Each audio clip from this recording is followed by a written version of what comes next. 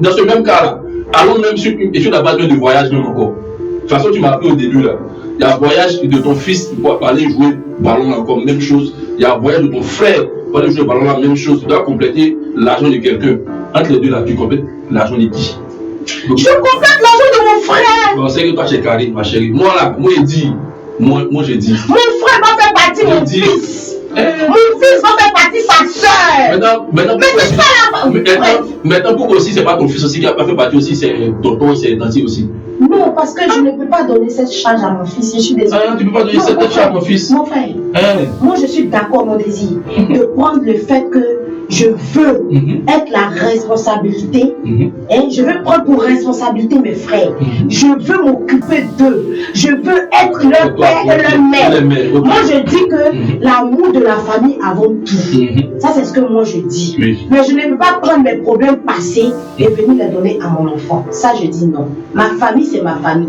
Mon enfant va régler les problèmes qu'il doit régler pour ses frères et soeurs. On parle maintenant de dilemme. Donc si quand les frères y a plus l'héritage. Maintenant ce héritage, je n'ai pas bien entretenu.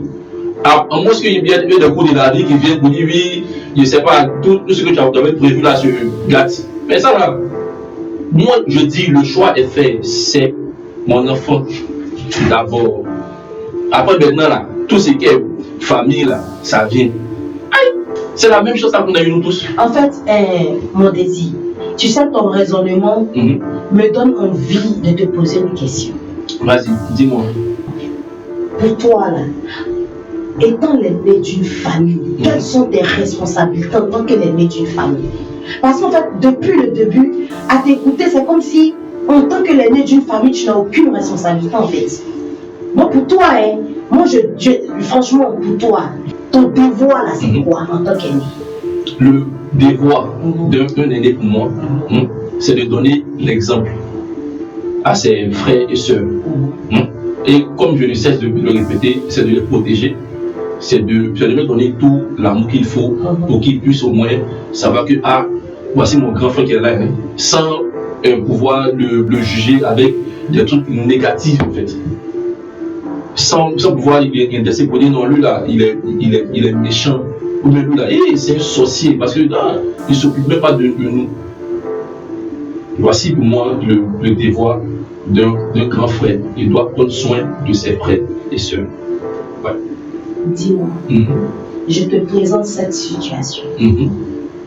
Je suis ta petite sœur cadette. Et depuis ma naissance, le constat c'est que les parents n'ont Dieu que pour toi. Les parents ne vivent que pour toi. On met mon bonheur de côté juste parce que toi, ils ont des objectifs pour toi. Mais les parents faisant ça le font de manière innocente. Il se trouve que moi, ça m'affecte. Ça m'affecte à un tel point où toi, en tant que mon frère, je n'arrive pas à t'aimer.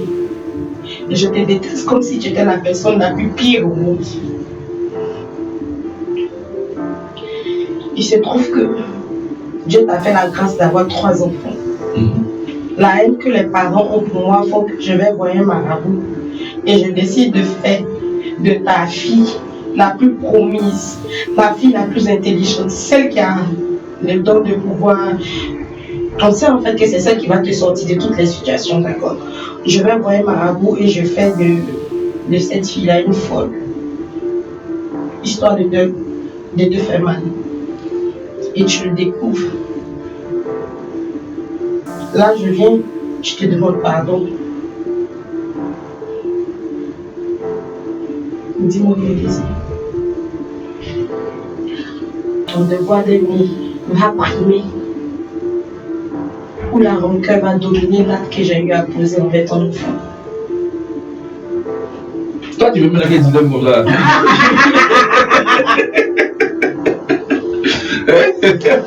Non, mais pour être plus sérieux,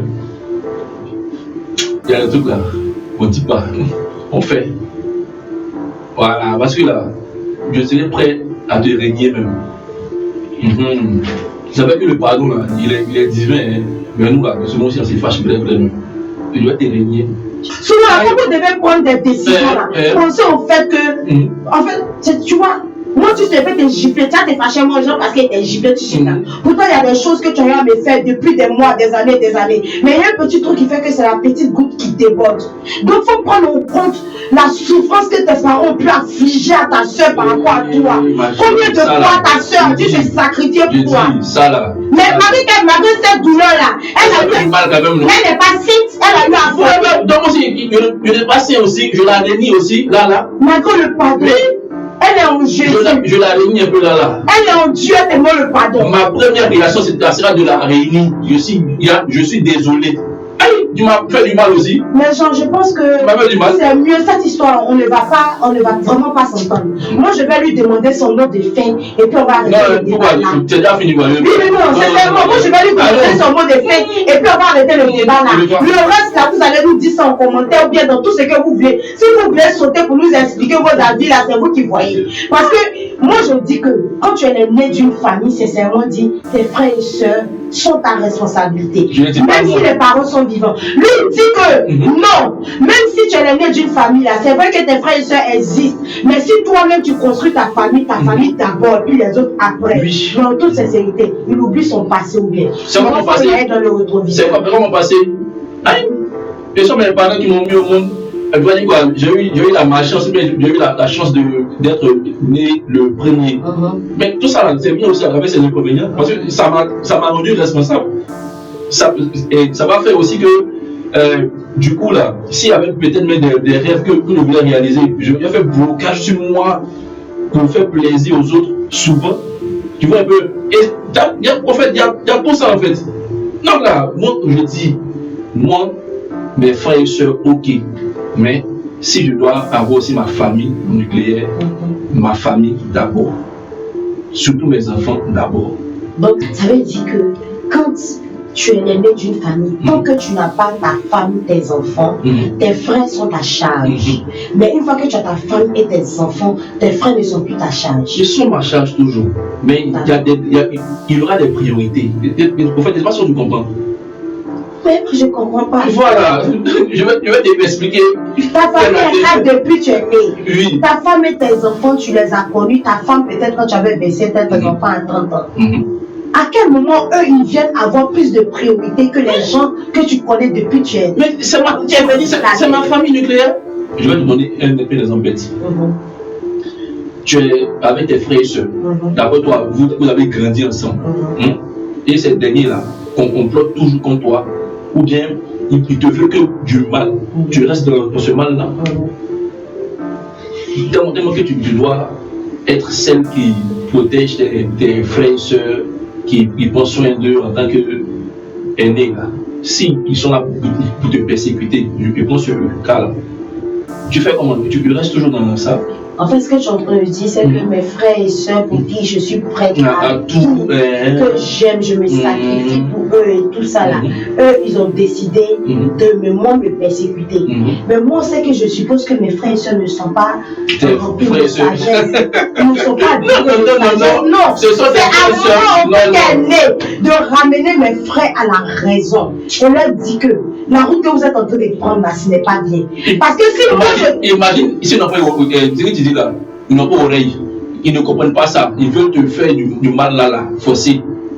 Mais tu lui fais comment? Tu restes dans ça? Mon frère, c'est moi qui dois enlever ma famille dans tout. Mes frères là, c'est moi qui dois les enlever dans tout. Ok. Donc ils ont raison là. Moi je suis eux jusqu'à Las Caras. Toujours parce que je suppose que Seigneur, si tu as permis que je vienne en première position, ça veut dire que j'ai une mission à accomplir. Comme tout le monde, même si tu mets dernier, tu as une mission aussi accomplie. Mais Jean, là, nous avons débattu sur le sujet de l'inconvénient et de l'avantage d'être l'aîné d'une famille. Donc, notre invité va nous donner son mot de fin. Dis-moi, mon désir, quel est ton mot de fin concernant les relations entre frères et sœurs? En tout cas, pour ne pas trop faire long, pour finir sur ce sujet-là, moi je vais dire que les relations entre frères et sœurs doivent être des relations d'entente, de bon vivre et autres. Mais en tant qu'aîné, il y a toujours des responsabilités qu'on a. ça nous responsabilise rapidement parce que tu dois prendre soin de tes petits frères et petites soeurs. Ça, c'est indéniable.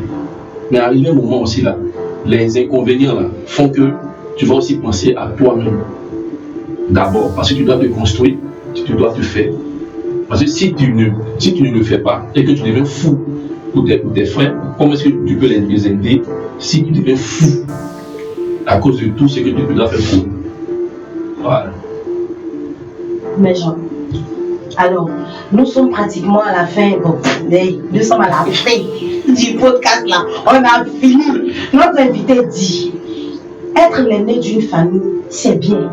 Ça veut dire que Dieu, quand il t'envoie comme ça, là, il te donne assez de force pour gérer. Donc, il faut gérer la famille dans la mesure de ton possible. Mais parce que après la famille, tu construis ta famille à toi. Femme, enfant, petit enfant. Donc, il faut savoir orienter tes priorités. Donne les outils à tes frères et sœurs pour qu'ils arrivent à eux-mêmes gérer leur famille de leur côté. Mais une fois que tu auras fini de leur donner l'outil pour qu'ils puissent se gérer, concentre-toi sur ta famille. Parce que le plus important, c'est ta femme et tes enfants. Et moi je dis non, c'est ma mère, mon